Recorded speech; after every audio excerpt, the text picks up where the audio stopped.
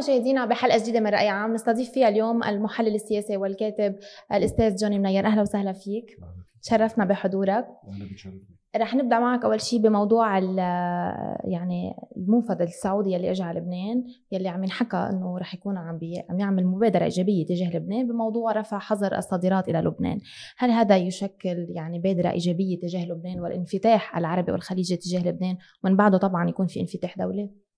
ويشكل إشارة إيجابية، أكيد يشكل إشارة إيجابية، بس المسار الكامل اكتمل، يعني اللي بيكتمل بشكل أساسي لبنان بحاجة له هو السماح للسعوديين بالقدوم إلى لبنان. هي خطوة لاحقة من بعدها. بس السؤال الثاني كمان، ليش هلأ صار؟ بالأول كان يقال إنه السعودية لن تقدم على أي خطوة بلبنان بما فيها موضوع دعم اللي نحن معوزينه، مؤتمر يعني دعم الجيش اللبناني، والمؤتمر الثاني من أجل إعادة الأعمار، وإنه هودي ما بينعملوا غير من بعد انتهاء موضوع سلاح حزب الله. طيب الخطوة اليوم يلي صارت هي إشارة جيدة، بداية طريق، بس لكن ليش اليوم؟ برأيي هل لها علاقة هيدي بما يحكى عن تواصل غير مباشر سعودي مع حزب الله عبر المصريين، المبادرة المصرية؟ وتاليا هل صحيح انه في امكانيه حزب الله معول على القصه؟ تسمع من حزب الله انه بيعتبر انه عم تجي اشارات سعوديه، هيدي عن سين مسؤول عندهم بيقول لي انه عم تجينا اشارات سعوديه عميقه وبليغه في هذا الاتجاه. بالتالي هل هذه الاشاره تصب ايضا في هذا الاتجاه بالوقت يلي عم نسمع فيه تهديدات إسرائيل، مش تهديدات يعني كلام إسرائيلي كبير، تحضيرات إسرائيلية أكثر من تهديدات باتجاه عمل عسكري تجاه لبنان بموافقة أمريكية؟ فكيف بنجمع بين هودي كلهم سوا؟ بدنا ننطر شوي. طب شو الدور الفرنسي اللي عم يلعبه اليوم؟ يعني مستشارة الرئيس الفرنسي اللي كمان جالت على المسؤولين، البعض بيقول انه الدور الفرنسي محدود اكثر، هو شكلي، وخاصة انه هلا بدها تلتقى كمان بتروح على سوريا يمكن لتبحث موضوع ترسيم الحدود بين لبنان وسوريا. هل هو فقط شكلي او انه في دور اساسي عم تلعبه اليوم لتقريب وجهات النظر او للدفع نحو التفاوض اللي عم يحكي فيه رئيس الجمهورية؟ لجون اجت عملت يعني مثل كانه زياره استكشافيه اكثر ما هي زياره شيء ثاني، يعني حكيت يلي عنده. بس لكن الفرنسيين برايي همهم الاول انهم ياكدوا على حضورهم، هذا حضورهم الوحيد الباقي بالعالم في لبنان، وليش لا اذا كان جزء من سوريا. اثنين، هل هذا الحضور ما يزال قوي؟ لا، خلال الانتخابات خصوصا الانتخابات الرئاسيه الماضيه بين انه لا، يعني الحضور الامريكي اصبح طاغي اكثر بكثير. ثلاثه، لكن الفرنسي هذا بيؤدي ليطلع من لبنان؟ لا، لانه بعدها الفرنسيين مزبوط موقفهم السياسي الدولي تراجع، بس لكن بعد البنية التحتية اللبنانية الخدماتية الثقافية بعدها ما تزال بجزء كبير منها فرنسي، وبالتالي هذا يعني يشجع فرنسا لأن ترجع تستثمر أو تحاول تكبش بدور لها طبعا تحت السقف الأمريكي وبالتعاون مع السعوديين. لذلك مثلا هذا الدور هو هيك إنه للتذكير والتأكيد على الدور الفرنسي. اثنين، فرنسا رح متمسكة أيضا بدورة بجنوب لبنان مع قوات الطوارئ، واللي بدها تفل بدها تجي قوة متعددة الجنسيات أو قوات أوروبية، فرنسا ستكون عمادة. ثلاثة، وهذا حضور ما يعنيه في الميكانيزم، الدولة الوحيدة خارج إسرائيل إسرائيل وأمريكا ولبنان طبعا الأمم المتحدة على جانبية فرنسا، رغم أنه فرنسا بهيدا الميكانيزم ما علمت ما بين إلا دور، وهن ربما ما عم بيقولوا أنه حضورنا كان ما له طعمة، بس لكن يبقى هذا الحضور ولو شكلي ليؤكد على وجود ما تريده فرنسا في لبنان. بس البعض يقول أنه الجانب الإسرائيلي غير راضي عن وجود فرنسا بهيدا اللجنة، وبالتالي هو يدفع أو في اتجاه لإخراج فرنسا من لجنة الميكانيزم. هل هذا صحيح؟ لكن أنا الفرنسيين مثلا ما بياخدوا يعني خصوصي بعد المواقف الفرنسية ضد إسرائيل وموضوع غزة وبلبنان وغيره. الفرنسيين هن مش على وئام مع السياسة الإسرائيلية، هذا صحيح. والفرنسيين بالآخر هن العاصمة الأوروبية تبع العاصمة الأوروبية، والفرنسيين أيضا الوحيدين مثلا كان لوجاندر مثلا كان واضح يعني لافت إذا بدك المحطة الأبرز اشتلتقت مسؤول حزب الله، مسؤول على العلاقات الخارجية عمار الموسوي بحزب الله، وبالتالي هي تحت يعني تتمسك بالعلاقة المباشرة مع حزب الله، وهذه العلاقة المباشرة قليل من الدول الغربية يلي عندهم إياها، الألمان عندهم إياها بس مخبية مش معلن. فبالتالي هذه المواقف الفرنسية فرنسا ربما قد تجد بأن تكون هي مسؤولة أو راعية عن الفريق المواجه لإسرائيل، هذا بيخلي لها بيسمح لها يعطيها هامش لدورة أكبر، ولو أنه الكل بيعرفوا أنه الولايات المتحدة الأمريكية بالآخر صعبت القرار الكبير، لكن لفرنسا تأثير على الولايات المتحدة الأمريكية، وهي أيضا على علاقة ممتازة بالفاتيكان، هي تمثل أوروبا، يعني بغض النظر عن هوديك المستوى ما تزال تحتفظ بمسائل كبيرة تساعدها. هلا أمتى بيبين الدور الفرنسي أكثر؟ برأيي أنا عندما تنكفئ الولايات المتحدة الأمريكية عن الغوص بالمشاكل في هذه المنطقة، تنكفئ لمشاكلها الثانية، ساعتها يصبح الدور الفرنسي أكبر، الدور الأوروبي من خلال الدور الفرنسي، الوجود الفرنسي أكبر وأفعل. بانتظار ذلك بس هل ستنكفئ السياسة الأمريكية؟ بالعكس، عم تضغط كتير اليوم، خاصة وأنه بتشوف الظرف مناسب لحتى تعزز يعني المشروع الإسرائيلي بالمنطقة. يمكن أنا عبرت غلط، خليني أقول مش تنكفئ الدور، يعني يتراجع الانشغال لمصلحة مسائل تانية، لأنه عمليا الشرق الأوسط أصبح تحت السلطة أو النفوذ أو الخيمة الأمريكية بالكامل. ما نضحك على بعضنا. لكن مثلا نفترض انه بكره، وهي طبيعي بتصير، الرئيس الامريكي علق بفنزويلا مثلا، ما بده يتراجع الدور او الاهتمام، بيوكلوا لغيره، او حتى كمان المشاكل الداخليه داخل الولايات المتحده الامريكيه اللي هي كبيره، وبالتالي هيدي كلها سوا ستعطي الفرصه يمكن لفرنسا يلي اساسا عندها مشاكل داخليه كمان، بس قد تعطي الدور لفرنسا واوروبا لان يكون عندها حضور او تاثير اكثر. بس حضور كانه حضور بالوكاله عن الامريكان، يعني تحت سقف مش بالوكاله عن الامريكان، لكن بالتماهي معهم، خليني اقول بتكليف الامريكان، بتكليف اوكي، يعني كانه وكيل هو هون. هيك شيء. طيب هل ستخرج فعلا فرنسا من لجنه الميكانيزم او لا؟ هي ندمانه. انا فهمت من احد المسؤولين الفرنسيين انه احنا ندمنا، شو فتنا نعمل، انه عمليا ما عملنا شيء. بس لكن بدك رايي ما بيفلوا من اي محل من هودي، لانه بيترك لهم ولو بالشكل هذا الحضور، انه نحن موجودين، نحن نصوم لا مثل ما بيقولوا، بدنا هاي، ولا هلا صاير لنا هاي، رح نضلنا متمسكين فيها. يعني البعض بيقول انه الامريكاني اصلا ترك له هالمجال للفرنسي، ولكن بحدود الشكليه فقط، انه نخليك معنويا موجود بس ما في له دور اكبر.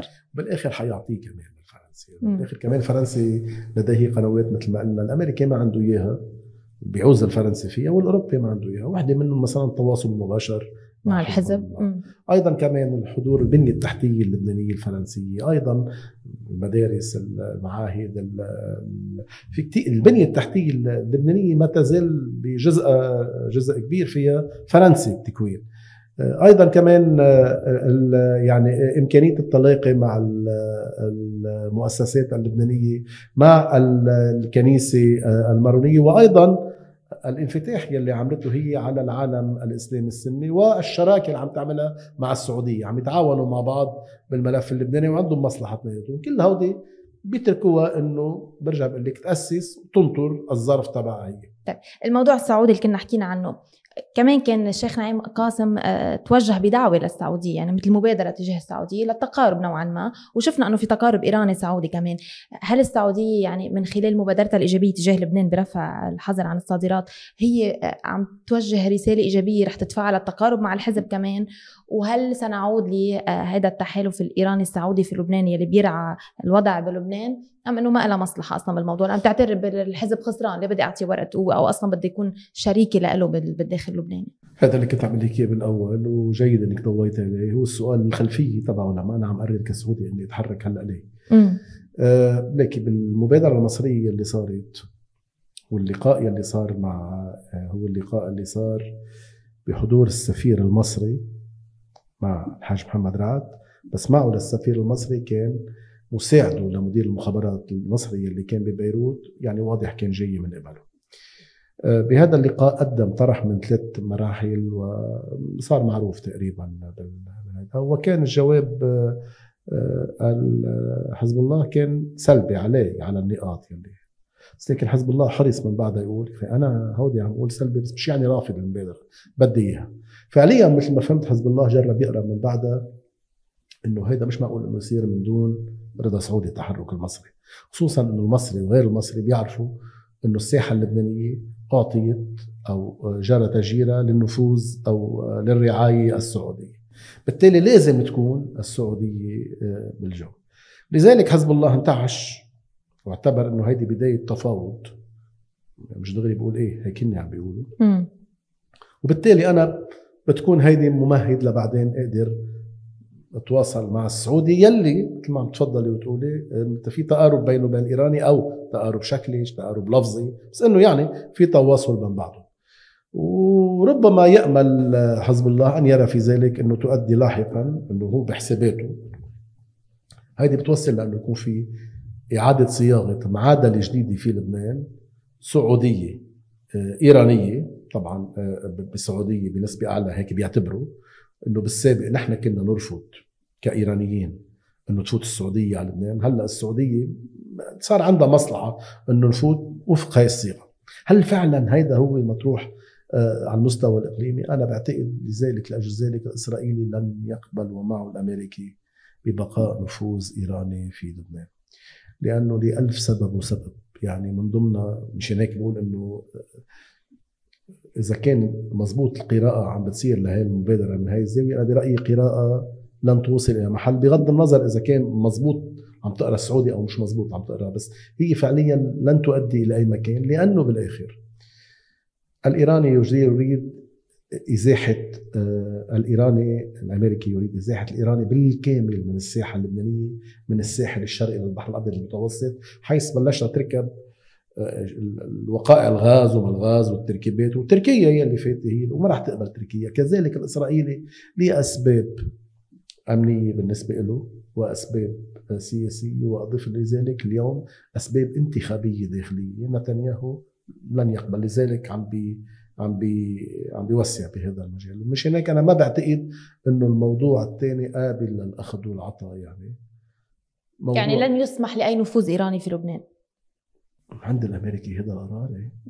وحتى عند السعودي اللي هو يتماهى مع الامريكي كان بالاول هيك. لا يبدو انه بضمن الحسابات بالمنطقه ربما بالاخر السياسيه وعيه، ربما يكون في جوانب للتعاون، بس بتروح على قد يعني بتروح من اجل انه كمان تسمح للايراني بلبنان. انا ما بعتقد يعني. مشان هيك عم اقول لك قد تكون القراءه مبالغ بايجابيتها. طيب موضوع سفير الامريكي الجديد في لبنان ميشيل عيسى، البعض توقع انه هيدا يعني التهديد اللي عم يصير كان امريكي وان كان اسرائيلي وغيره هو هيك بانتظار تمرير الوقت لوصول السفير الامريكي يلي معه رح تبلش التهديدات تترجم على الارض. هل هذا يعني واقع؟ هل رح نشوف في تصعيد على ارض الواقع من جهه الجانب الاسرائيلي؟ السياسه الامريكيه نحن بنغلط اذا بنعتبر انه بتعتمد الاشخاص يلي هن بيعملوها او سفير بيعملها او موفد بيعملها. هو بيجوا ترجمه لفريق عمل ومرتبط بالبيت الابيض له علاقه بسياسه الشرق الاوسط وسياسه لبنان. ما يعني انه تغيير الاشخاص وتغير اشخاص، بقية السياسة هي ذاتها بقي السقف عالي. حتى نحكى انه توم براك لما جاي رح يكون لانه اصله اخبار، شفنا انه بالعكس هو عم بيكون اكثر حدية. وانا اعتقد انه السفير الامريكي الجديد يلي اجى ميشيل عيسى ما يعني مش هو بصيغة السياسة، لكن اخر سفير امريكي كان عنده هامش واسع للقرار الامريكي يقدر يساعد كان فيلتمان، جيفري فيلتمان سنة 2006 2007 2008 لما اجى كان هو عنده هذا الهامش.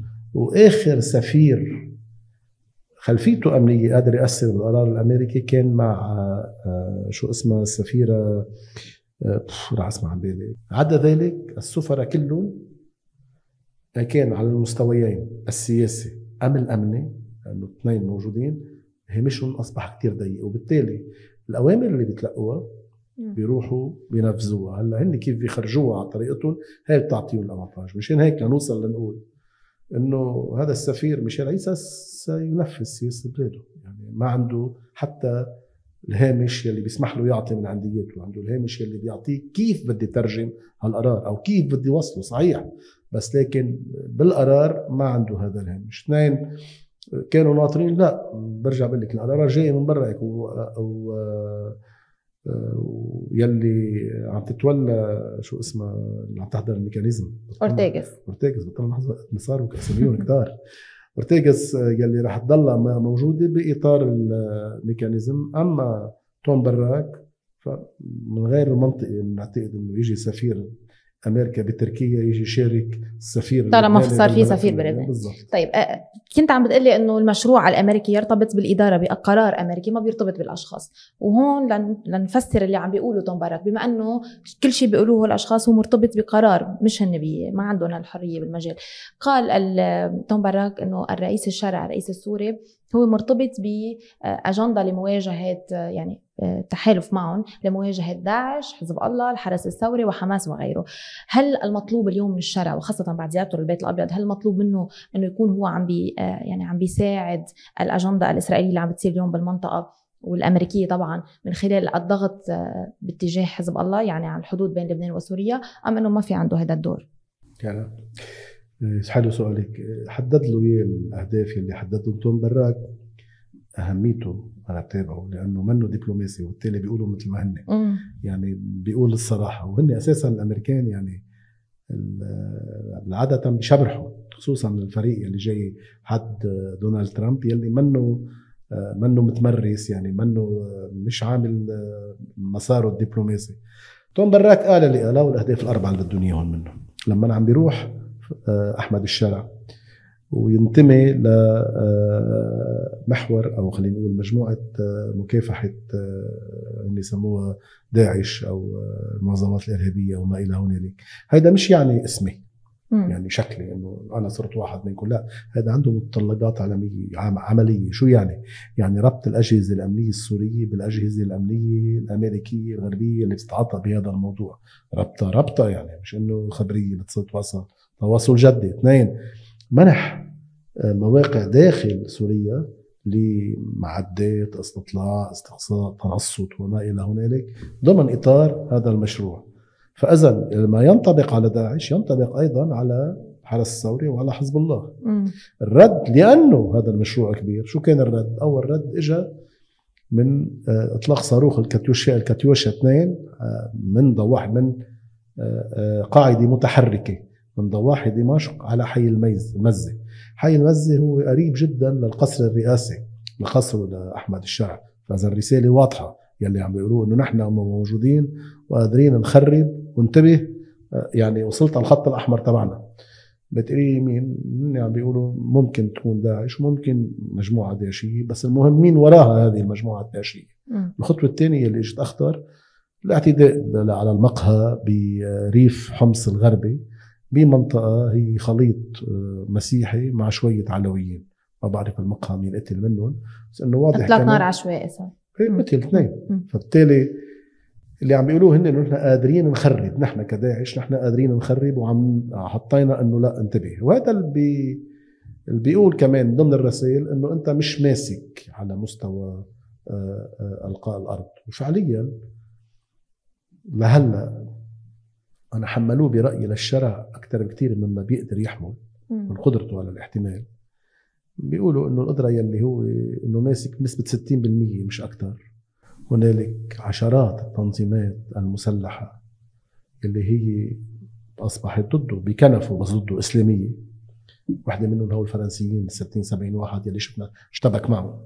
فإذا واقعه مش ماسك كتير، وبالتالي هالمهام كيف بده يقوم فيها. بس ما في أدنى شك أنه الربط يعني ربط فعلي وحقيقي بالمعدات وما إلى هنالك، وبالوقت ذاته حدد له الأهداف النقاط الأربعة اللي قلتيهم. بس مثل ما تفضلت حضرتك وانطلاقا من اللي قلته، يعني هل تسعى الإدارة الأمريكية أو خلينا نقول المجتمع الدولي أولا ليخوفوا الشرع من التنظيمات الإرهابية، ونفس الوقت يعني هو في عنده طرف ممكن يهدده أو يخوفه بحال خرج عن سياق الإدارة أو السياسة المطلوبة منه، ونفس الوقت هو بيكون عامل خوف للأطراف الثانية منها حزب الله وغيرها، يعني بتهدد الطرفين ببعضهم. هل هذا واقع؟ هو بده يحارب حزب الله. بس هو قبل قال انه نحن خلص عفينا عن اللي صاروا.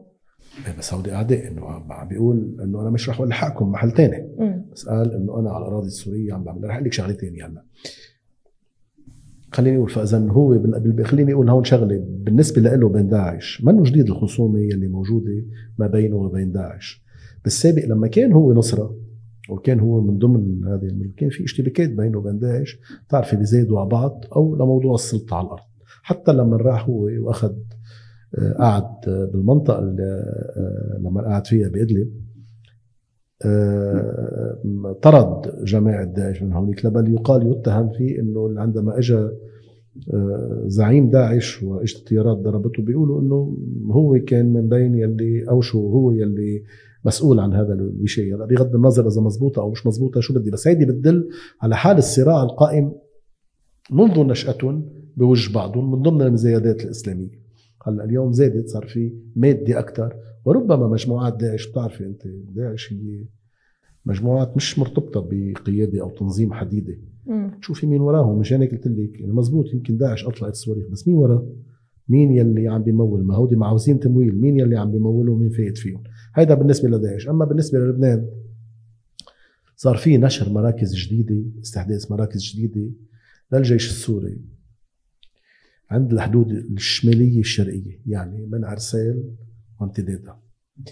أثارت قلق إنه هيدي استحدثت أنت المراكز، شو قل عليه؟ لأنه هونيك بلشت تقرب على محلات البيئة الشيعية بعلبك الهرمي، وأنت عم تتواصل مع عرسال يلي هي من ضدك، يعني هيك بيعتبروا.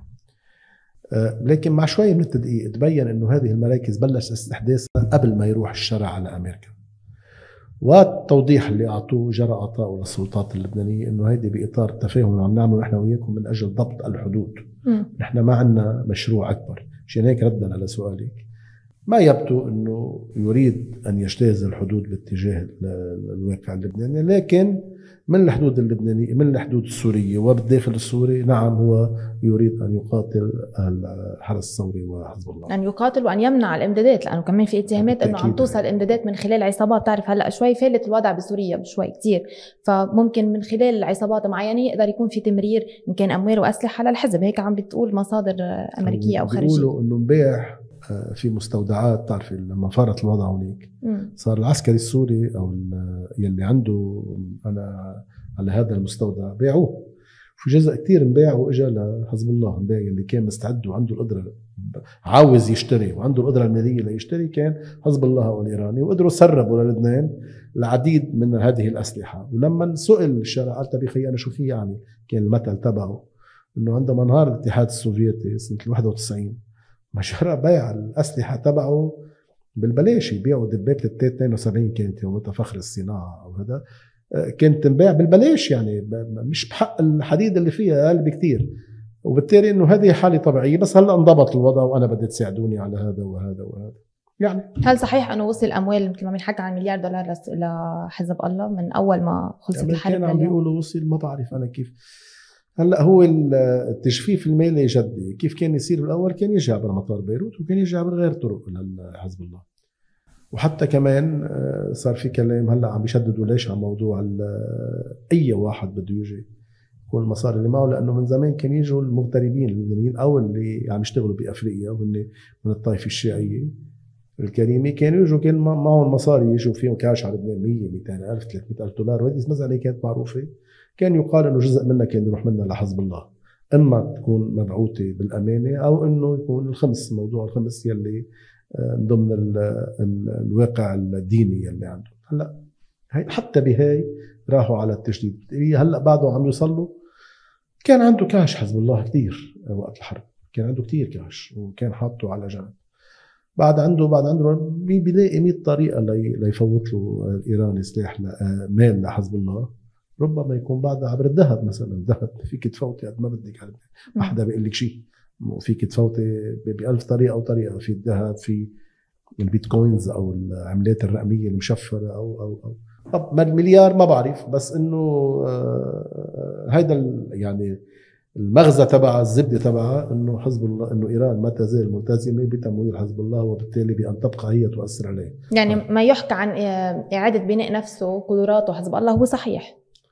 ايه، بدليل انه الايراني بعده هلا قديش قدر يبني نفسه ما بعرف، بس وعلى اي اساس. لكن بالاول حزب الله كان عنده كانت الضاحيه مركز عمليات المحور كله سوا، يعني الدور الاقليمي الكبير، وهذا الاساس تبعه كان. وعندما جرى اغتيال السيد نصر الله وضرب الضاحيه، جرى ضرب هذا الدور، انتهى مع هذا الاغتيال. مثل ما بيقول البعض انه اتفاق الطائف اغتيل عندما اغتيل رفيق الحريري، انه كان احد اهداف اغتيال رفيق الحريري اغتيال اتفاق الطائف. هون عندما اغتيل السيد حسن نصر الله وضرب المراكز اللي عندهم اياها بالضاحيه كان الهدف منه اغتيال او تدمير الدور الاقليمي لحزب الله، وهذا واقف. هلا من بعده اي دور بده حزب الله، كيف عم يرجع يعيد بناء قدراته؟ برايي انا اخر مره شيخ نعيم قاسم قال انه احنا مستوطنات ما بدنا، بالعكس ما في امان عليكم، جنوب الليطاني اوكي نحن ما بدنا بقى يكون عندنا سلاح، بس نحن نتمسك بسلاحنا وفي علينا هاي الحرب وجوديه. كيف بتكون لما انت فيكك من تحت؟ برايي اولا عم يجرب يطمن المستوطنات، وانه نحن هاي الحرب القديمه العناوين بتضلها بالعنوان بس مش فعليه. بس خوفي انا هو مكان اخر من الحدود اللبنانيه السوريه، خوفي على البيئه الشيعيه من ضمن الصراع اللي كان قائم مع الاسلام المتشدد او التنظيمات الاسلاميه المتشدده الموجوده في سوريا واللي لها امتداداتها للبنان، وبالتالي هذا السلاح اريده. طيب اذا كان هيك شو بدك بالصواريخ والسلاح الكبير؟ شيل السلاح الكبير، وهذا العنوان هلا اذا بدك المصري شلي، المصري عم يحكي عن السلاح الثقيل، شلي هذا السلاح الثقيل من بين ايديك وحطه، لا ممكن تترتب. بس هلا قلنا انه سوريا بس رح يكون في خطر داخل اراضي سوريه، ما رح يمتد خطرها على لبنان. بالنسبه للحكومه السوريه ايه لهلا بتقول هي وبتاكد للحكومه السوريه، بس في عصابات هي ما تقدر تسيطر عليها ممكن تشكل تهديد بلبنان. مشان هيك هي عم بتقول انه انا عم بضبط الحدود. هي المشكله بشو؟ بالضبط الحدود، وضبط الحدود الجهه اللبنانيه ما بيقدر يعمل، مستحيل يقدر يسكرها.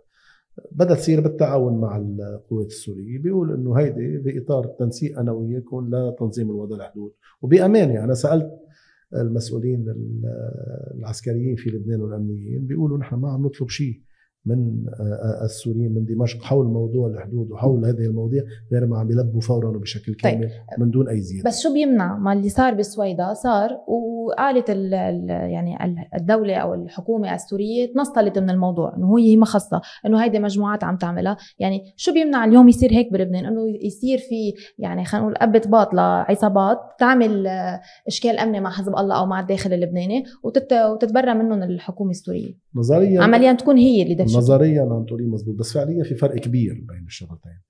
بالسويدة الإسرائيلي ساعد السوري ليجي يعمل المجازر. يعني لما قال له أنا ما رح أتحرك، سأله قال ما رح أتحرك، وهذا اللي خلى الشارع يبعت قوات، وطبعا بعت قوات عملت مجازر، يعني شيء بينتك، وتركوه على يومين أو 3 أيام المجازر عم بتصير. بعدين تحرك الإسرائيلي. ليه؟ لأنه بده يصير هذا يبعد بشكل كامل هذا التفسخ ما بين البيئة الدرزية وما بين دمشق يلي لا تعود تنلحم لما بيصير فيها الدم وهالمجازر، ما بتعود تنلحم لأنه تحضيرا للمرحلة اللاحقة لقدام يلي بده يخليها هاي منطقة لإله أو منطقة يعني عازلة، منطقة عازلة أو يعني تقسيم منطقة طبعا موجودة عند الإسرائيل. فعلا المجازر اللي صارت بغطاء منه الإسرائيلي تركها أول 2-3 ما تحرك. ليه؟ إنه ما كانت عم تدور معه الطيارة. إنه شو أكيد كان بده قلت لك يهدف إنه يصير في عنده دم، لأنه الدم ببطل يعيد يلحم بعدين، بصير يصور نفسه هو الحامل للدروس. خلص إيه وتركهم. برجع بقول لك لأنه صار الدم كبير، ما بقى يرجع يلتقى السويدة أو دروز إسرائيل مع دمشق، ما بقى قادرين بقى. خلص في دم. وبتعرفي نحن هذه يعني مجموعات عشائرية، وبالعشائري الدم ما فيه، بدي ياخذ بالسقر، وهون قصة أكبر بكتير يعني. هلا بالنسبة للبنان ما يبدو إنه في هذا المشروع مش مطروح هلا. ولما صارت بالسابق وجرب تحرك السوري باتجاه لبنان، هذه المجموعات الغير سموها غير منضبطة، ضرب الجيش بأسوأ.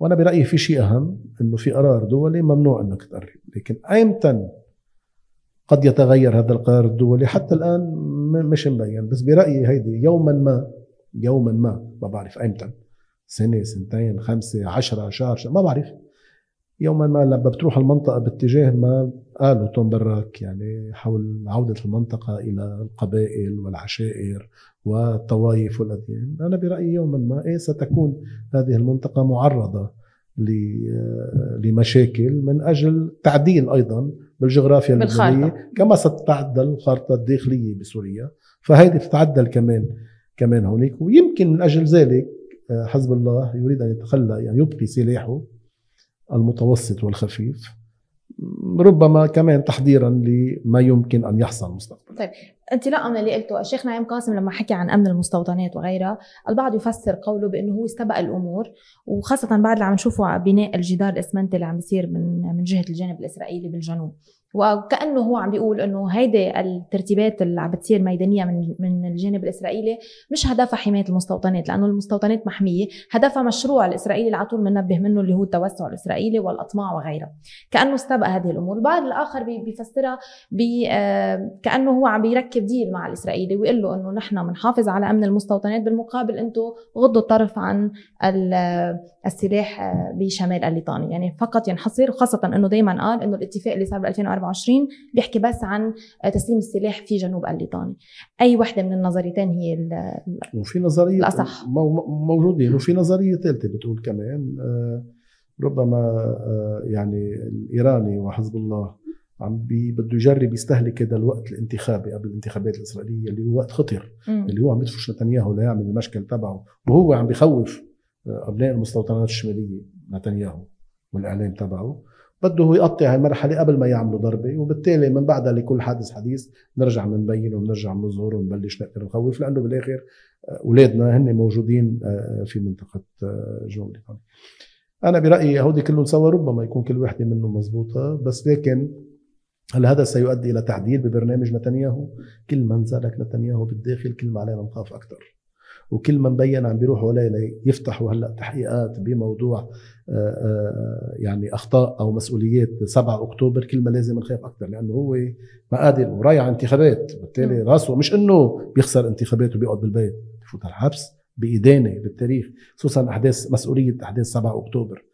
فهودي كلهم سوا بيخلونا نحس انه لا، بده ضحيه، بده يعمل ضربه تنسي او تغطي على المشاكل المفتوحه عليه بالداخل الاسرائيلي. لذلك هذه الاشهر خطيره قبل الانتخابات الاسرائيليه، ومش تنطري قبل بشهر الانتخابات الاسرائيليه هلا. ولذلك انا بعتقد قراءتي انه حزب الله ومعه الايراني عم يجرب يوطي ينحني قدام العاصفه لحتى ما تقتلعه، بس هل ستؤدي تنجح هذه معه؟ وضيفي على انه نتنياهو خسر، اليمين صار مزعوج منه، خسر مشروعه بالغزه ما قدر يعترض الفلسطينيين، وبلبنان اذا بقي هيك بالنسبه له هو موعدهم بالمنطقه العازله، وبايضا انه يعني ب1000 مشروع مؤهل انه يخسره، لذلك هو لا يريد ذلك. يعني حزب الله عم بيوطي عم ينحني قدام العاصفه، هو برايي بده يستوعب هيدي وبده يجرب يهجم لاسبابه الداخليه، وبالتالي اكيد ما رح يقبل بانه يكون في سلاح شمال الليطان. لا السلاح، انتبه شو عم نحكي عنه، اي سلاح ثقيل فقط، سلاح يعني بوافق على السلاح المتوسط والخفيف بيد الحزب شمال الليطاني. شمال الليطاني بجنوب الليطاني هو عم بيقول هلا اخر مره بالميكانيزم اللي قالوا انه نحن رح نحضر وننشط وكذا.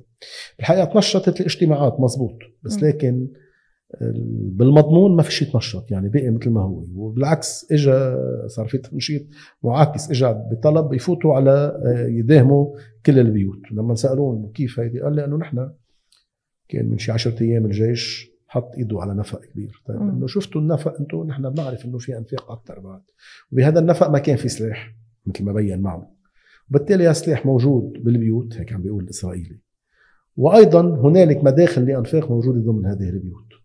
هذا شو بيخلوني انقذ، بيخليني اشوف اذا في حرب لقدام، يعني هذه البيوت ستدمر، هذا بينقذنا. يعني لانه عم بيقول، اذا عم بيقول هلا بالميكانيزم انه في هذه المنازل، في بعض هذه المنازل مداخل لانفاق، يعني شو عم بيقول؟ يعني مش رح اتركها. هذه اول نقطه. ثاني نقطه، بلش يقول الاسرائيلي يقول معه الامريكي انه انا السلاح يجب ازالته جنوبي وشمال الليطاني على السواء، فتغيرت لغته، صار عم يحكي بهودي جداد. هذا اللي بيخليني ارجع اعتبر انه لا، عم بيحضر لشيء وعم يعمل، يعني عم بيأسس لشيء. طيب بموضوع التفاوض اللي حكي عنه رئيس الجمهورية، واللي قال انه احنا علينا ننتقل من منطق القوة الى قوة المنطق، وقال ما في بديل عن التفاوض. بنفس الوقت عم نشوف الاسرائيلي اليوم عم يعمل جدار اسمنتي، وكان رئيس عون كمان حكي عن شكوى يتقدم فيها لبنان امام مجلس الامن بهذا الموضوع، واليونيفيل حكيت ونكر الجيش الاسرائيلي.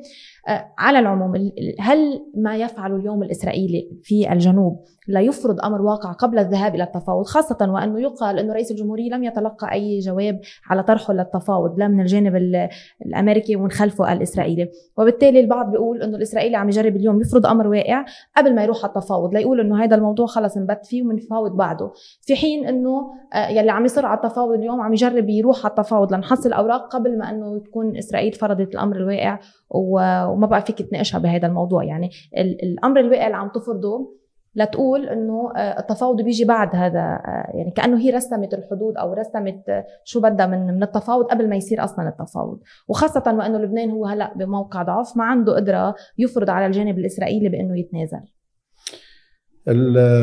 السؤال هو ماذا تريد اسرائيل من هذا التفاوض وماذا يطرح لبنان اي تفاوض؟ برأيي ايه تفاوض نجي نتفاوض، شو بدها اسرائيل؟ اسرائيل بدها مفاوضات سياسية تؤدي إلى توصل إلى السلام، وأمريكا تدعمها بهذا الشيء من دون تطبيع. ما بدها تطبيع. ما بدها تطبيع ليه؟ لبنان لأنه تطبيع تفتحي لبنان اللي عندها كارثة. هي ما لها مصلحة بالتطبيع. لا تفتحي الابواب يفوتوا من لبنان اللي عندها، بتعرفي كوادر وناس وفلسطينيين وشو بدي كلهم ضدها، مين بيعرف أمنيا صعب عليها. هي بدها صدق، بدها اتفاق سلام. الاتفاق السلام. اما لبنان شو عم يرد؟ عم يرد تفاوض من اجل اتفاق امني. فرق كبير بين الاثنين، مش هيك اسرائيل ما رح تجاوب هيك. اللي بلشت اسمعه انا اولا انه اسرائيل هلا عم تقول، كنت عم تقول الجنوب الليطاني، بلشت تقول الجنوب الاولي. شو الفرق؟ الفرق مساحه اضافيه بيكون من ضمنها مخيم عين الحلوه. يعني تريد ان لا يكون هنالك سلاح، اي نوع من الاسلحه في مخيم عين الحلوه، هي مشكله اضافيه للبنان، مش بس جنوب الليطاني. اثنين، لبنان عم بيقول انه خيانا فوت مدنيين بعد 1000 يا ويلاه، بس مدنيين مش على مستوى مسؤولين اسرائيل، ما بيهمها. مش هيك مردت. انا مش هذا اللي طلبته، انا بدي طالبي شيء تاني. قلت لك بدي فواكه، انت عم بتجيب لي افوكا، انا بدي موزه. يعني فرق كبير بين ايوه، يعني بدي هاي مش هيدي، هاي ما بتعنيني. افوكا إنه لا يعني بركي الرئه. فإذا المطلوب منه يختلف بالمعيار بين الاثنين، ولذلك بعتقد مثل ما بين حكي الموفد او الوفد الامريكي اللي كان هون في خارطة الطريق عاملينها، اذا فهمتها مزبوط انا، قريبا عقوبات على شخصيات لبنانية. هذه العقوبات هن قالوا هو صحيح لا تؤدي الى تغيير واقع، لكنها تزعج. دائما العقوبات تزعج بس ما بتغير واقع، بس هن رايحين لها.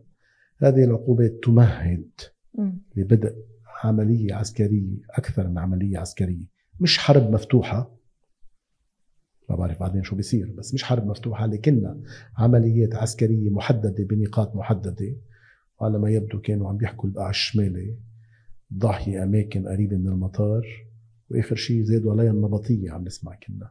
وبالتالي هذه عمليات عسكرية تعطي يعني صدى قوي للشارع الإسرائيلي والداخل. من بعد ما تخلص هي ويتغير هذا الواقع، وهذه العمليات العسكرية هدفها مش بس تدمير السلاح الثقيل اللي عند حزب الله، لكن أيضا خصوصا فك الارتباط النهائي ما بين إيران والساحة اللبنانية. ومن بعدها بتجي المفاوضات على أسس جديدة يلي بتوصل لموضوع المفاوضات أو مفاوضات لاتفاقية سلام بين لبنان وإسرائيل. عم بقولوا في حساباتهم حتى ما حدا يحمل لي إياها أنا، بتوصل ويبطل في عائق قادر يوقف إيران ما قادرة توقف فيها، وبالتالي كمان تندفع إسرائيل مع تركيا وقبرص ومصر ولبنان أيضا لا تفاهم حول الخارطة المائية أو كيفية يعني توزيع أو استثمار الثروة الغازية في البحر الأبيض المتوسط. هذا اللي سامع. بس البعض بيقول انه ما لبنان كمان عم يتجاوب مع هذه المطالب، يعني تجاه موضوع مخيمات الفلسطينية والسلاح فيها. لبنان قال انه هو مقدم او رئيس الحكومة على تسليم كل السلاح. لبنان مجبور يروح باتجاه المؤخر بالنسبة للمخيمات الفلسطينية. بس عمليا يعني عم بيصير اللي هي بدها اياه، لانه عم بتقلي هي صارت بدها تسليم السلاح بمخيم عين الحلو. هي بصبرة وشتيلة شو بهم اسرائيل؟ ما بهمني انا المخدرات والمخدرات، بس هي شو بهمها؟ هي بهمها اثنين مخيمات، اثنين يعني بشكل اساسي عين الحلوة نظرا عن القوة الاسلامية اللي فيه وقوة الفلسطينيين البقاوي فتح بس مشتتة. ومخيم الراشدية حيث لحركة حماس سلاح يعتبر ثقيل، يعني صواريخ ومصواريخ قادرة تكبه، وعندها قوة حماس هونيك قادرة تكبه على إسرائيل. وبالتالي أنا عم بحكي عن هذا السلاح الذي تريده لبنان، أخذ على عاتقه كل الأسلحة بالمخيمات الفلسطينية. فإذا لبنان عم بينفذ اللي بده إياه الجانب الأمريكي ومن خلفه الإسرائيلي. هذا مطلب لبناني، خليني أقول متوافق معه، بس هذا أنا أريد بموضوع المخيمات الفلسطينية أن أمسك فيه. لهلا بمخيم الراشدية مثلا بعد السلاح الثقيل تبع حركة حماس ما سلمته، وبالتالي هذا يشكل مشكلة، ونحن عاطين إنه هذه بدها تكون قبل آخر السنة، وهذا شيء مسار. ربما الإسرائيلي ناطر كل هودي ليعمل أعذار ويفوتوا، بعدين هذا على سخافتهم هودي اليوم. ما هذا السلاح ما بيعمل شيء يعني للإسرائيلي، بيعمل له أذى معنوي أو أذى للسكان معنوي، بس مش أذى فعلي. يعني مش هناك إنه يجب تسليمه، خصوصا إنك أنت كحركة حماس ما عملت اتفاق معه بغزة يا أخي. ما عامل معه اتفاق كامل بغزة إنه عوفني من المشاكل، خفف لي من الأعذار يلي عم ياخذها الإسرائيلي مشان يضربني يعني. طيب قلت لي كمان لبنان بده اتفاق أمني مع إسرائيل، بالوقت الإسرائيلي بده سلام. البعض يقول إنه الاتفاق سياسي، بده الإسرائيلي اتفاق سياسي وسلام. أنا بدي اتفاق أمني، بس البعض بيقول إنه الاتفاق الأمني هو مقدمة للذهاب للاتفاق السياسي، مثل ما عم بيصير بسوريا. نحكى عن اتفاق أمني، بالعملية نحن رايحين على سلام بسوريا مثل ما بينحكى. أنا شو عم بطلب؟ أنا عم بطلب اتفاقية الهدنة تبع سنة 49 ارجع أعملها أبديت وحتى وفق متطلبات اليوم. هذا اللي أنا طالبه. اتفاقية الهدنة ما مهدت ما مهدت لاتفاقية سلام أبدا. بالعكس، اتفاقية الهدنة بتعمل فك ارتباط، عدم الاعتداء على بعض، يعني ترسيخ سلام، وبالتالي بتكون الدولة مسؤولة في شروط معينة رجع إليها. هلا بتحطي عناصر أكثر، هيدي مصلحة لبنان فيها، مش مصلحة حدا تاني. لبنان يريد هيدي إنه وقف أنا وأعمل التزام ووقف كامل لوقف وفك ارتباط كامل شامل. أكيد هذا ببطل عنده عذر، ولا أي حدا يعتدي على الواقع اللبناني ويعمل لي أعذار مثل ما هلا عم يعمل. والتفاوض سيكون بشكل مباشر صح للبلدين؟ هلا هن طالبين بشكل مباشر، بس أنا بدي أسألك، أنت بتعرفي كيف عم يصير هلا الميكانيزم مثل ما قاعدين؟ بيكون الجانب اللبناني والجانب الإسرائيلي ما فرق طولة. بس إنه أنا بحكي مع الأمريكان سخيفة، ماني موجود، ما تفاوض مباشر يعني. شو يعني إنه أنا ما بحكيك مزالك باني بوجي عليك يعني ولدني. طيب زيارة البابا، كيف تقرأ زيارة البابا؟ هل هي يعني زيارة معنوية؟ البعض بيقول إنه هي زيارة معنوية تجاه المسيحيين بالأخص يعني، ووجودهم بالشرق وخاصة بعد اللي صار بسوريا وغيرها وكثير بمنطقة الشرق الأوسط، أم ستحمل بطياتها رسائل سياسية أيضا، خاصة وأنه تجي هذه الزيارة قبل انتهاء المهلة اللي المنفذين اللبنانيين عم يسمعوها من الخارج إنه معكم مهلة لآخر السنة. ماذا تأتي لتفعل هذه الزيارة؟ عم نحكي على مستوى المسيحي وعلى المستوى السياسي بشكل عام. ما في شك إنه زيارة مهمة كتير. بالآخر البابا هو معنوي وسياسي، يعني بيقدر يعمل ضغوط أو سياسية، بس لكن منه ما عنده القدرات مثل ما قال ستالين بالزمانات كم دبابة عنده البابا. بس بالحقيقة هذا البابا اللي بدون دبابات قلب له الكتلة الشرقية أو الاتحاد السوفيتي اللي كان عامل المنظومة الشرقية عبر بولونيا. المهم البابا هيدي أول زيارة له خارج. أول زيارة دائما لها معنى أساسية، عارفة. هذا بتعكس قلقه، لأنه المرور بتركيا هو للحج بتركيا، مش زيارة بمعنى الفعلي. الزيارة للبنان هي تعني القلق الفعلي حول واقع المسيحيين، حول ما تبقى من مسيحيين في الشرق موجودين في لبنان، وبالتالي قلقي عليهم. وبالوقت نفسه زيارة دعم لهذا الموضوع، ولي الفت انتباه العالم انه انا متمسك بها. وهيدي كان قبله متمسك فيها سلفه يلي هو جاي على خطاه البابا فرانسيس. هلا مثل ما سمعت ومثل ما فهمت انه هنالك توجه لدى بعض اعضاء الكونغرس الامريكي لانه يجوا على لبنان بالتزامن مع هذه الزياره. في حال حصل ذلك، وهودي الأعضاء طبعا عندهم عدة حسابات لحتى يجوا بهذا الوقت، بس عم بيزامنوها مع وصول البابا. في حال حصل ذلك كانت تكون رسالة مضاعفة حول الموضوع تأمين الاستقرار للبنان، لأنه بتعرف المسيحي بيعيش بالاستقرار. يعني إذا ما في استقرار هذا أول عامل تبعه يلي بيهزه، يلي هذا أذى بكل الشرق. فإذا هذه الزيارة ضيف عليها أنه هذا البابا كما البابا فرانسيس قبله من أبناء المدرسة اللي مش كتير ودودة مع إسرائيل بمواقفهم بغزة، وكانوا ضد إسرائيل، مش كتير حبتهم إسرائيل الاثنين. وأيضا هن منهم يعني موالين للسياسة الترامبية، هو أمريكي بس لكن منه موالي كتير للسياسة الترامبية. مش رح يخلفوا اياه بالعلن، بس ما كتير عنده غير توجه. ف هودي العوامل كلها سوا اكيد بتعطي.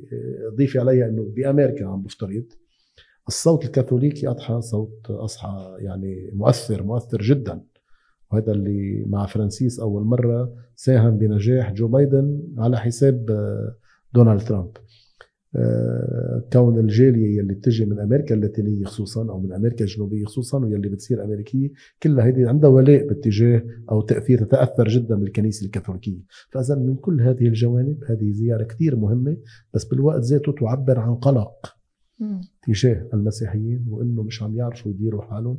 وانا بعرف انه في رسائل كثير سلبيه من الفاتيكان للطاقم بلبنان، الطاقمين السياسي والروحي، عن الفساد، عن النقرات من بعضهم، وكأنه الدنيا بألف خير. فساد شو بالطاقم الروحي والسياسي؟ على السواء، يعني هن عندهم كتير انزعاج من مواضيع الفساد يلي موجودة على المستوى المسيحي، وانه كأنه الدنيا بألف خير. بس كيف رح يعالج هذا الامر الفاتيكان؟ هل يكفي انه يبدي عن قلقه او يقول انه انا منزعج؟ في شيء عم يتحرك فيه. بتعرفي انت كمان بالفاتيكان هناك مؤسسة كبيرة صار فيها عدة مشاكل، بس كان البابا فرانسيس عامل وواجهها، جرب قد ما فيه يصلح فيها وعندها امتداداتها، وهلا كمان عم بكفي. طبعا هيدي شو هي الخطوات اللي رح يعملها؟ طبعا الاصلاح الديني جوا هن بيتهموا فيه، نحن ما رح نعرف فيه، بس طبعا يريد الذهاب بهذا الموضوع ليس فقط على صعيد الكليروس لكن ايضا الرهبانيات يلي هو عم بيفوتوا فيها. اثنين على المستوى السياسي، انه انتم كمان موضوع هذا يعني عدم النضج بكيفية التعاطي السياسي مع مسائل مصيرية مثل ما هي هلأ، وبعدكم يعني عم تعملوا نوع من كيف بيقولوا ترف بالوقت يلي انتم بعزة، انه ما فيكم تكونوا مبسوطين هيك تتعاطوا بهذه الخفة بالمواضيع. وهيدي بس ليك رح يبحثها بطرق تانية. هلا قديش بيأثر ما بعرف، بس اكيد بيأثر على المستوى الروحي. بس هي فعليا زيارة معنوية كتير كبيرة، والإضاءة ترجع تضيء على العالم على الواقع في لبنان، وهذه مهمة جدا. طيب رح أحكي عن موضوع رئيس الجمهورية اللي حكي فيه عن بخ السموم في الخارج اللي عم يحصل فيه. البعض يقول أولا من يقصد رئيس الجمهورية ببخ السموم؟ مين اللي عم بيعمل هذا الشيء؟ وثانيا هل في محاربة للعهد أو عهد الرئيس جوزيف عون من خلال الخارج؟ يعني لا ينقال أنه ما عم بيقوم بمهام اللي لازم يقوم فيها، وقد ايه أثرت هذا الشيء على العلاقة بين رئيس الجمهورية أو العهد أو السلطة الحالية مع الجانب الأمريكي، خاصة وأنه الأمريكي هو كان الداعم الأول والدافع الأول لإيصال الرئيس جوزيف عون؟ مين ما بعرف، تسألي بس ما واضحه. البعض عم يقول انه هو عم يتوجه للقوات اللبنانيه والقوى التغييريه. لا، وهن قالوا ما بعرف انا، يعني ما بقى طالما هو ما سمى. بس حضرتك بتقدر تتوقع مين معقول يكون هو عم يقصد؟ بجد ما بعرف. لو بعرف كنت بقول يعني، او بفترض بده يكون حدا عنده علاقات قويه مع الامريكان لا يقدر يوصل. هذا افتراض، بس مش لحال القوات عندها علاقه قويه مع الامريكان. بس هي الفريق الابرز بيسوى تعتقدي. وانا مثلك برجع بقول لك افتراض هذا من بعيد، قد يكون وقد لا يكون، وقد يشمل غيرهم وقد لا يشمل، حتى عن أسامي تاني بالإعلام. أنا ما بدي أروح عليه لأنه هذا بدك تسأليه له هو، وما صار لي بعد اسأله عن هذا الموضوع. بس بفتكر لو بده يقول هو. اثنين بس ليه حكي عنه بالإعلام؟ شو الهدف؟ يعني ليه ضوع على هالموضوع؟ لأنه كان من بعد الزيارة تبع الوفد هذا الوفد كتير مهم اللي اجى، وفد الخزانة الأمريكية وهودي، وواضح هو قال رئيس الجمهورية قال من بعد وضحت لهم وكذا، لما وضح لهم يا خيي بس ما عندكم عم بيقولوا يعني عم بكبوا غلط. بالوقت نفسه رئيس الوفد الأمريكي بعد ما فل حكي تعمد انه يكتب على الاكس منشور بيقول فيه كمان ويوصف الرئيس عون انه هو الزعيم المسيحي. كانت لافتة، عادة ما بيحكوا بهاللغة يعني، كانت لافتة وحكي بالموضوع المسيحي فيه. فإذا يعني واضح كأنه كان في فتح دفاتر على آخر بيناتهم.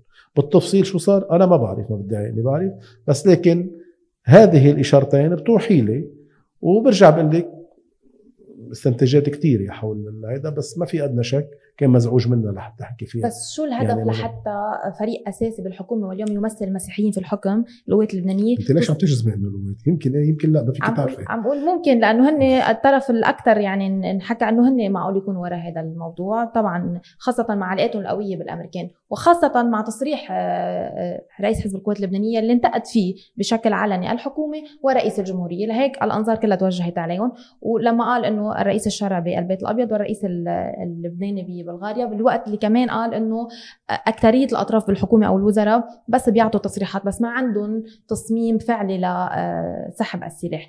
وكأنه هو اليوم يصور حاله المعارضة داخل الحكم، معارضة لا رئيس الجمهورية ولا الحكومة. لذلك الأنظار اتجهت أنه هو ممكن يكون المقصود من كلام رئيس الجمهورية. وشو سبب هذا التصعيد من رئيس حزب القوات؟ لا هو عنده سياسته. ما بعرف، أنا برجع بقول لك أنت عم تقولي وجهة نظر أنا ما في أكدها. لا بس هل هو تماهي مع الأمريكي للضغط على السلطة، أو هو عم بيزايد، أو لأن في عنده انتخابات؟ واحدة منهم. هلا ما في شك انه وضعه الداخلي بتقولي انه ممكن يكون هو على واضح انه ما فيش ود كتير بيناتهم، بين رئيس الجمهورية ودكتور سمير جعجع. وواضح من وقت الانتخابات والجاي، وواضح انه بكل هذه صار في زيارة واحدة لدكتور جعجع لما طلع على بعبدة على القصر الجمهوري، وكانت لافتة رغم انه هو زعيم مسيحي، والزعيم المسيحي الأكبر، يعني الكتلة الأكبر، الشريحة الأكبر، ومفروض بالعكس هذا يكون في عنده لقاءات دائمة ومتوالية، بخلاف سامي جميل اللي عم يزور دائما القصر بعبدة. فهيدي بتوحي إنه مش ماشي الحال، رغم إنه في قنوات تواصل، ولو يعني بعد هاي الزيارة في قنوات تواصل موجودة، بفتكر عم بتصير بشكل أساسي مع دكتور جبيلي يمكن عم بيقوم فيها، أو مرات تانية يعني حدا من عنده، كان جورج عدوان كان بشكل أساسي عم يتولى هذا الموضوع بالسابق. بس يعني لا تسمن، مبينة إنه لا تسمن. في باردة. هلأ شو الحسابات بتقولي؟ بلكي لأنه عنده حسابات أخرى، رغم أنه يعني رئيس الجمهورية بيّن وكرر قال أنه أنا أريد أن أعمل يعني كرجل دولي، مش ما بدي أشتغل سياسي على المستوى الداخلي. وهيدي يمكن كانت من النقاط ممكن تنقذه لسمير جعجع، بس ما اشتغل على المستوى السياسي الضيق، على مستوى الساحة اللبنانية وبما فيها الساحة المسيحية. هلا الحسابات ربما بعدين المعارضة بتربح إلى علاقة إنه حتى ما يكون داعم لغيره، إلى علاقة بحسابات ربما رئاسية. والبعض بيقول إنه نقمة من رئيس الجمهورية، خاصة وأنه سمير جعجع كان بيعتبر هيدي فرصته أساسية للوصول لرئاسة الجمهورية. لا، الماضي أنا برأيي كان غلط. هو كان بده يمشي، كان مثل ما طرح آخر يومين حدا تاني، بس هو كان بس هو جرب أول شيء يسوق لحاله بالخارج، بس ما لقى في تجاوب أمريكي اللي كان مصر على جوزيف. صحيح. يعني انطرح هذا الموضوع، بس بين إنه ما في إمكانية للتسويق لا داخليا ولا خارجيا، يعني راحت على محل آخر. بس ربما يكون عم بيحضر للأربع سنين اللي بعد 4 سنين، أو بعد ما ينتهي العهد الحالي. كيف تشوف تصريح المتحدث باسم الجيش الإسرائيلي اللي حكي عن اتهام الوحدة 121 بالحزب لاغتيال الياس الحصوني المسؤول بالقوات اللبنانية؟ ليه توقيتها اليوم بعد هالوقت؟ وهل الهدف منه يعني ينعمل نوع من الاشتباك داخلي خاصة بين الطرف المسيحي والشيعي، أو يشدد التوتر بيناتهم، أو في أهداف أكثر تسعى للفوضى بالداخل اللبناني؟ انت قلت انه التوقيت اهميتها بتوقيتها، صحيح. وشو المبتغى منها؟ بالوقت يلي فيه طبعا ضغط، تهديدات، تلويحات بالعمل العسكري خارجي. هذا بيتناسب مع انه تفسخ الساحه من جوا. ما بعتقد مشهد لما ولاد دير الاحمر استقبلوا ولاد بعلبك كان مشهد بيحبوا الاسرائيلي، ما بده هيك. ولا حتى ايضا لما احتضنت مناطق تانية هذه العائلات مع بعضهم كان مشهد بيحبوا الإسرائيلي، ما بده هيك، بده دم بالداخل. وهذا اللبناني تفاديه، ما صار، رغم حدة وعمق الخلاف السياسي الموجود والخطابات الموجودة، بس لكن الاحتضان الاجتماعي بقي موجود. هلا بتقولي بهيدي قصده انه يبعد حتى يمنع كمان حصول ذلك، ربما انا هيك بقراها انه يريد مشكل داخلي. طيب بموضوع إعادة الأعمار والمساعدات الاقتصادية وغيره، البعض يقول أنه الخارج يلوح بهذه المساعدات بالوقت اللي ما بيعطيها، يعني لحتى يقول يوجه رسالة للمجتمع اللبناني ومن بعدها أو تحديدا المجتمع الشيعي البيئة الشيعية أنه نحن هيدي المساعدات موجودة وإعادة الأعمار موجودة. ولهذا الشيء كمان توقف في المؤتمرين كانت بدها ترعاهم فرنسا بموضوع إعادة الأعمار وتسليح الجيش، لا يقول أنه الحزب هو المانع قدام، يعني الحزب هو عم يمنع إعادة الأعمار، الحزب هو عم يمنع النهضة الاقتصادية وبالتالي زيادة النقمة على الحزب، يعني كأنه منفرجيك المساعدات من ميل بس بنمنع عنك من ميل تاني. هلا وعلى وكأنه البلد كله موضوع بإطار محل، هل سيذهب باتجاه الافتراق أم هنالك كما العادة؟ لكن كمان غربيين لما يعني بيعترضوا بيقولوا طب بالسابق نعمل اتفاقات، وكان إيران وحزب الله والسوريين كمان مرحلة يلعبوا على عامل الوقت تخلص ويرجعوا يوظفوا الوقت ويرجعوا يمشوا فيه لحسابهم، وكمان هالمرة بدك تروح على شيء نهائي. وبالتالي من أجل ذلك رغم الأوجاع الموجودة إما بدنا نروح باتجاه واقع جديد وكل شيء بيصير من بعده، وإما ما رح نقدم على شيء قبل، لأنه هذا وفق التجارب التاريخية السابقة كان يوظف لعامل حلك الوقت أو هضم الوقت أو تقطيع الوقت حتى تتغير الظروف، وقد تكون هذه المرة كما المرات السابقة. بعتقد رابطينا بهيدي. رح أختم معك بملف الانتخابات النيابية اللي نترقبها في، يعني شد حبال على موضوع الانتخابات النيابية. أحيل المشروع القانوني اللي صدر من الحكومة لمجلس النواب، البعض يعني عم يطرح علامات استفهام هل الرئيس بريس رح يحط هذا المشروع على جدول أعمال الجلسة النيابية. البعض بيستبعد هذا الأمر وأنه رح يتم إحالتها للجنة نيابية وما رح يطرحها.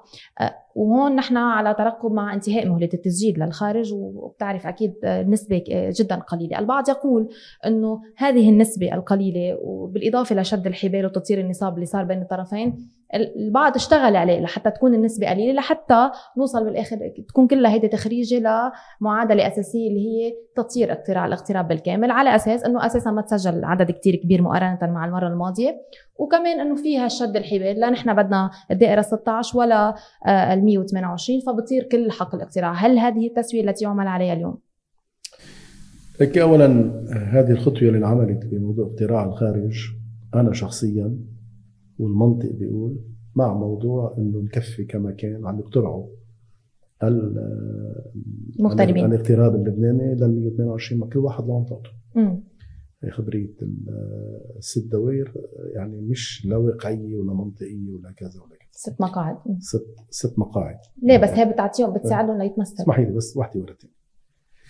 النقطه الثانيه، فاذا هي هيك لازم تكون، وانعملت مرتين. صارت البنية يعني الآلية تبعها معروفة موجودة محطوطة، لازم نروح باتجاه. النقطة الثانية بتقولي لي إنه وصلنا على يعني الست دوائر يلي عم تنعمل برا. أنا بقول لك طالما واضح إنه الفريق الشيعي لا يريد هذا الانتخاب الخارجي، لأنه يعطي غيره، يعزز إمكانية، ومعروف النفس الخارجي اللي كان من زمان تغييري وجزء منه قواتي أو يميني صاروا مجتمعين مع بعض. هلا صاروا بيعطوا 40,000 صوت، بدي افترض 40,000 صوت مينيموم بياخدوا لقلون على مستوى الدائر في لبنان، وبتغير كتير. وبالتالي فإذا مش رايحين من هاي الزاوية، طيب بتقولي لي هون طب يعني مثل ما رايح الاتجاه هلا نلغي هذا البند ونتركه لبعدين مثل ما هي، لانه ما فيك تعملي آلية للدوائر 6. بقول لك رايح هيك، بس بقول لك انا هون هذا خطأ فظيع عم نرتكبه. بس الآلية موجودة.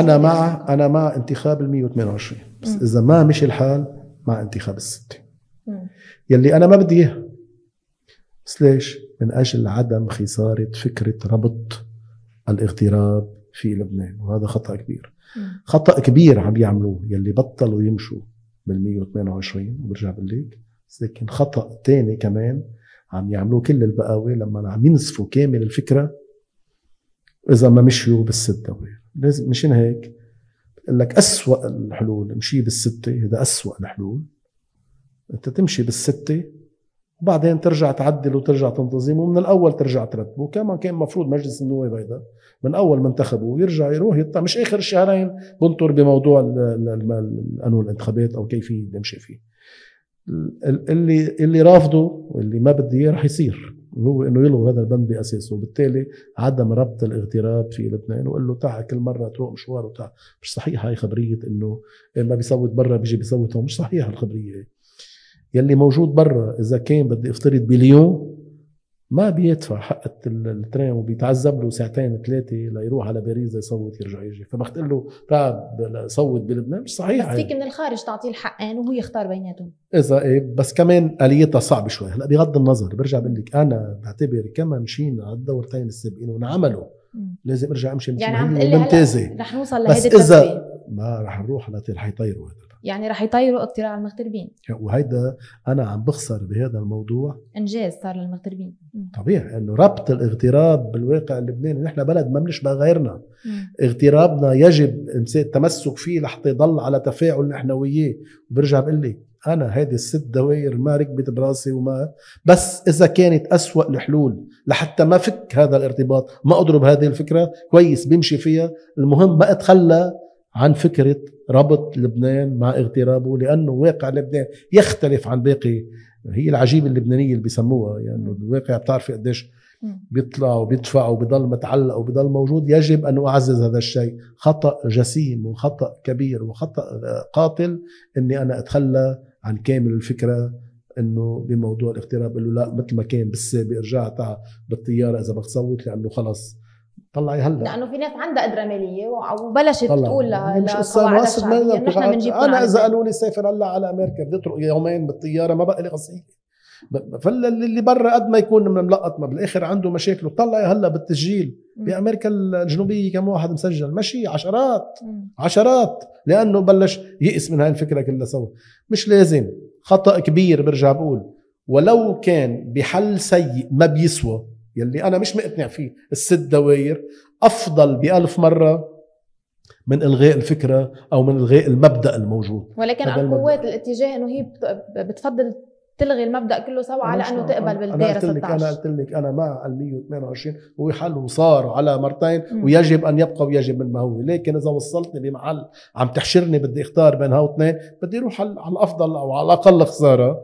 هو هذا خسارة الست دوائر، بس أقل من خسارة المبدأ من أساسه. بس مش لازم خسارة الست مقاعد، ما هي بتعطيهم الحقين بيقدر ينتخب لل 128. ما بتركب شفنا ما بتركب. طيب رح لضيق الوقت رح أختم معك بس بسؤال أخير. كيف تشوف التحالفات؟ من هو الرابح الأكبر رح يكون بالانتخابات النيابية المقبلة، خاصة على مستوى السني، المسيحي، الدرزي والشيعي؟ ما بعرف، بس إنه بدك تطلع. أنا برأيي الشيعة يعني بده يشكروا أخصامهم لأنه ساعدون، لأنه يدخلون مجموعة واحدة بدل ما هن يبادروا بالهجوم يلي عملون عليه. يعني خوفون وقالوا لهم حزب الله شفتوا بلانا انتم جايين بدهم يقتلوا ومبسوطين. هو البقاوي عم يعني مش هيك. انا برايي على مستوى الشيعي كتله وحده لا راح تضل ممسوكه. برايي بضلوا مسكرين 27 مقعد. ما بعرف اذا في امكانيه يخرقوهم بمقعد، ما بعرف. بس حتى لو خرقوهم بمقعد شو بتغير؟ ماشي بضل الرئيس بري رئيس مجلس النواب اكيد. حتى لو صار في خرق للكتله الشيعيه اكيد ما بتركب لبنان. مش هيك، ما بتركب لبنان. ما نضحك على بعض. لبنان ولا الرعاة الخارجيين بدون رئيس؟ لبنان كله على بعضه تركيبته مش هاي. يعني ما بتركب غير هيك. يعني انا برايي في مشكله. الله يطول عمره الرئيس بري، في مشكله بعد ما يروح. شو يعني مشكله؟ رح يروح شو مين البديل عنده؟ ما في حدا بالطائفه الشيعيه بيقدر يكون. لا بس انه قصدي بيكون من حزب الله. يعني ساعتها بتكون مشكله كبيره على مستوى اقسامه. يعني بغض النظر على المستوى السني كيف راح تكون، واضح انه السعوديين عم يمسكوا فيها. رح يصير في سماح لتيار المستقبل بالعوده او المشاركه بالانتخابات؟ تيار المستقبل عم بيقرب فشخه عروس اصابيعه، بيقول انه انا شوي بدي نظم، ما بدي اخلي تحت عباية السعودي. شو بده السعودي بامره؟ بده حتى ما اترشح انا ما بترشح، بده اني فوت يعني تحت هاي. بس لهلا ما مبين انه في رضا سعودي او بدهم السعوديين انه تيار المستقبل يفوت، رغم انه اذا فات بيعمل تسونامي على المستوى السني. كثير عطش بالساحه السنيه تجاه الرئيس سعد الحريري، بس لهلا ما مبين. بس بعده عم بيقرب فشخه تيار المستقبل، وبعده حطتها وعم بيجرب كيف بتصير لقدام ما بعرف. بس اكيد انه بهي الحريري نازله بكل الاحوال، اكان بصفه تيار المستقبل ام بصفتها الشخصيه. نحن عم نحكي عن تيار المستقبل على مستوى كل الساحات اللبنانيه. الواضح انه السعوديين يفضلوا زعامات مناطقيه، ما عادوا بده يروحوا على الزعامه الكبيره. على المستوى المسيحي هون لها علاقة بالتحالفات أكثر. مثل ما مبين المؤشرات لهلا ما في شك انه في جو لمصلحة القوات اللبنانية، لكن هذا الجو على الساحة المسيحية دائما في عندك مجموعة يعني شخصيات او اسماء تبقى يعني عندها حضورها دائما الساحة المسيحية. على الساحة الدرزية طبعا بضل وليد جمرات الأكبر، لكن بتوقع له يكون أنقص على المستوى الشعبي مما كان في السابق نتيجة المتغيرات اللي حصلت، المواقف الصعبة اللي مرقوا فيها، وأيضا كمان وصول يعني عنده قيادة جديدة، هو ابنه يلي ماسك عم بيجرب انه يمسك على المستوى الداخلي. بعتقد اونجرو اذا بدك ما في يعني فرق. هل قوى التغيير ستعود؟ لا ما بقى الناس بهذا الورد. قد يعود، بنقول الخاسر الاكبر هي قوى التغيير بالانتخابات المقبله. قد يعود البعض منا، بس لكن لا اكيد مناخ التغيير اللي كان ما بقى موجود. وبرايي في كتار منهم يعني اعطوا صوره سيئه، يعني مثل كانه انه المساله خيبوا امال الناس اللي صحيح انه ما عملنا سلوك بيشبه غيرنا وبنلغي غيرنا وبنحط من ضمن نفس المدرسه او النهج اللبناني. انا برايي لازم هذه كل المدرسه بس ختاما برايي يمكن رحله بمحل مش بعيد يجب ان يكون قلبه بدهم يكبوها على جنب. لازم تنزل، لانه هي مدرسه سيئه اصلا وصلت لكل هذه الخيارات يلي وصلنا لها، لكل هذه الواقع يلي وصلنا له. المدرسه التي تقوم على يعني فساد مالي واخلاقي وزبائني واعطيني وبعطيك وبغير لك لازم تنسف من اول. يعني فينا نقول الخاسر الاكبر في الانتخابات المقبله هن قوى التغيير، والرابح الاكبر الثنائي الشيعي.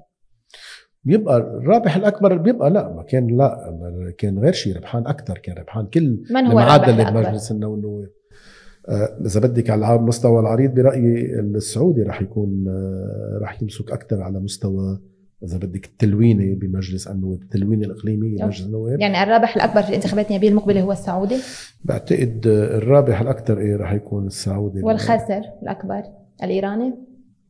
لا هلا الخاسر الأكبر راح يضل محافظ على، لأنه أول هدف للثنائي الشيعي يسكروا 27 مقعد، وثاني هدف سعي للوصول للثلث المعطل. برأيي في 27 ممكن يحققوها، بس لكن الثلث المعطل برأيي في صعوبة تجاه. فإذا رح يخسر إيران الثلث المعطل بمجلس النواب ممكن، بس ما في يقول عنه الخاسر، انه بضل محافظ. يعني مين هو الخاسر؟